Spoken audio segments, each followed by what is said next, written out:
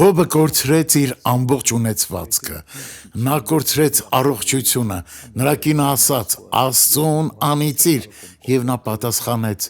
դու խոսում ես հիմար կանանց պես, եւ նա հավատարիմ մնաց անկախ ամեն ինչից, ձեզ հետ ամեն ինչ կարող է պատահել, մնացեք Հիսուսի հետ, դուք նրա թիմից եք, այն թիմի, որը ցույց է տալու, որ պետք է հավատալ Տիրոջը, դուք օրհնված կլինեք այս կյանքում եւ հավիտյան, բարեկամներս, նայեք Հոբի 1:21 եւ ասաց.